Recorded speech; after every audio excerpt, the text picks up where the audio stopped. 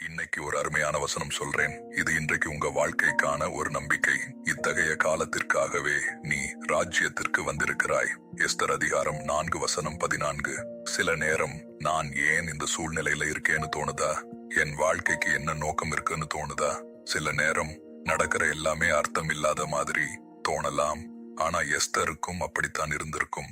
ஒரு சாதாரண பெண்ணா இருந்தவள் திடீர்னு அரண்மனைக்கு வந்தாள். அது ஒரு அதிர்ஷ்டம்னு தோணி இருக்கலாம். ஆனா அது தேவனோட திட்டம். ஏன்னா ஒரு தேசத்தை காப்பாத்த தேவன் அவளை அந்த இடத்துல வைத்திருந்தார். அதே மாதிரி இன்று நீங்க இருக்கிற இடமும் வீணானதில்ல. நீங்க சந்திக்கிற சூழ்நிலைகளும் காரணம் இல்லாம வரல.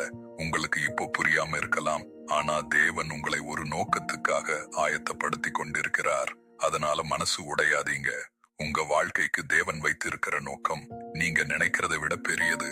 இந்த வசனம் உங்கள் மனதை தொட்டிருந்தால், இது யாருக்காவது உதவும் என்று நினைத்தால் அவர்களுடன் ஷேர் பண்ணுங்க. காமெண்ட்ல ஆமேன் சொல்லுங்க. கர்த்தர் தாமே உங்களை ஆசீர்வதிப்பாராக. ஆமேன்.